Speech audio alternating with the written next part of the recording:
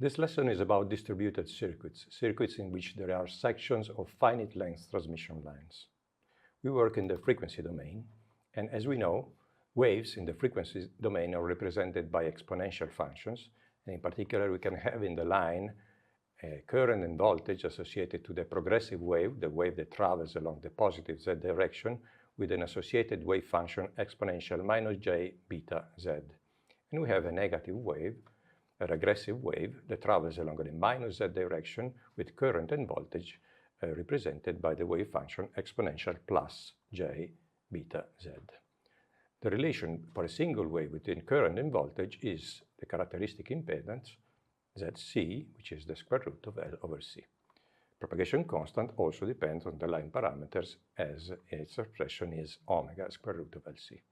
So we have as a function of z the complete expression of the voltage, which is formed by two waves, in which V naught plus is the phasor of the progressive wave computed at z equals 0. This is why we use the 0 at the subscript.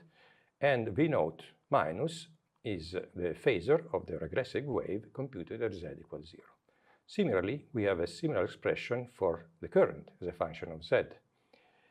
Once we substitute the expression as a function of the voltage, we can obtain an expression for the current that depends on the same two parameters as the voltage, which is V naught plus and V naught minus.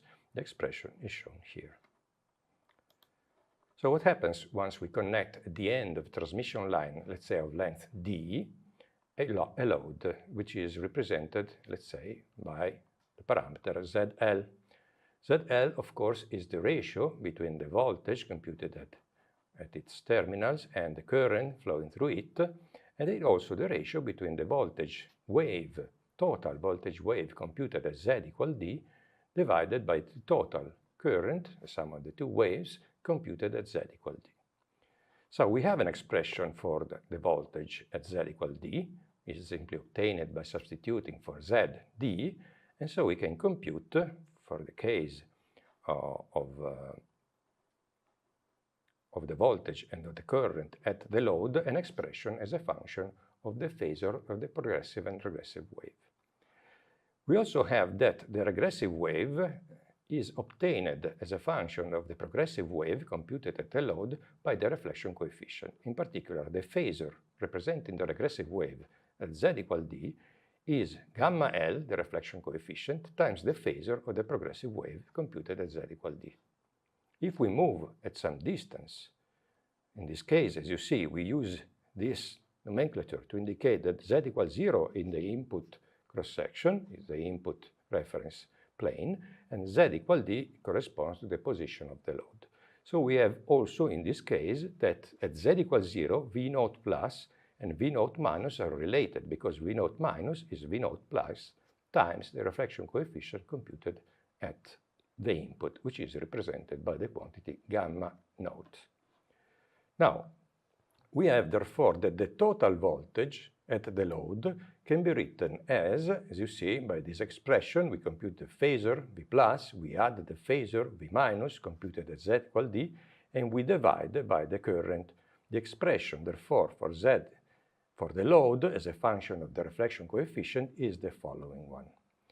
If we invert this expression to obtain the reflection coefficient as a function of characteristic impedance and the load, we obtain the usual expression for the reflection coefficient. Now, if we move from the section corresponding to the load to a different section, distance d from the load, what we obtain is the reflection coefficient gamma naught. We have already introduced it previously. The expression for gamma naught as a function of gamma at the load is the following. Gamma naught is gamma at the load multiplied by the exponential minus 2j beta d, where d is the distance from the load. As you see, similarly to gamma naught, we also have Z naught, which is the impedance computed from gamma naught. We have already introduced the dependency on impedance with respect to the reflection coefficient, and therefore we can substitute it here and obtain here the expression for gamma naught, Z naught. Z naught is Zc that multiplies 1 plus gamma naught divided 1 minus gamma naught. The variation of gamma naught with respect to gamma L is very simple. The variation of Z naught with respect to ZL is very complex, as you see. But there are some features that we should take into account. Specifically, both gamma naught and Z naught are periodic function of period 2 beta t, and we notice it here, as you see, when the argument of this exponential changes of 2 pi, there's no change in the complex number gamma naught, which means that if we impose this condition, we obtain the periodicity of the function gamma naught and of the function Z naught is lambda over 2, which means that if we compute at distance 0 from the load a value ZL at a distance d equals to lambda over 2, we obtain the same value ZL. What is the variation? Let's see in more detail the variation of the reflection coefficient. The expression that you see here that represents the reflection coefficient distance d from a given value, gamma L, on a transmission line, is an expression that shows that the magnitude doesn't change and the phase decreases by the amount minus 2j, minus 2 beta d. So that if this complex number represented as you see in the complex plane, real part, imaginary part, is gamma L, the new gamma naught has the same magnitude, therefore lies on a circle centered at the origin and crossing the complex point gamma L, and has a phase that has decreased by the amount 2 beta d.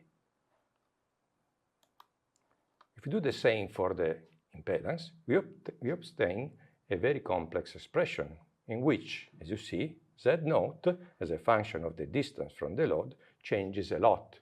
We start from, in this case, from a load which is twice that C. For instance, if this is 50 ohm, this is 100 ohm, that corresponds to a reflection coefficient of 1/3, and we obtain, as a function of D, as you see, that both the real part and the imaginary part of impedance, computed at the beginning of this transmission line, Z naught, change. So that the effect of connecting a transmission line to a load is to change completely the value of impedance. We know that this effect is extremely small if the distance from the load is very, very smaller than the wavelength, let's say 1/100 of a wavelength, but if it's not so, we must take into account this effect, because as you see, the impedance changes a lot. For instance, if you connect a short circuit at the line, if you move along the line, the short circuit has a reactance that is 0 at the load, but at the distance d, as a function of d, you obtain a value of reactance which is no longer 0. It increases until it reaches an infinite value, corresponds to d equals to lambda over 4. An infinite value corresponds to an open circuit, so we have transformed the short circuit to an open circuit as a result of connecting a transmission line. Then we have therefore a pole for this function that becomes minus infinity, and we move ahead, we go ahead, we cross again the 0 value at a distance that corresponds to lambda over 2. Let's not forget that this is the periodicity of this function, and then increases again. So that, as you see, the change of the value of the load due to the presence of a transmission line can be dramatic, can completely, let's say, can completely change the result of impedance from very small value to very high value, such as in this case, from 0 short circuit to infinite open circuit.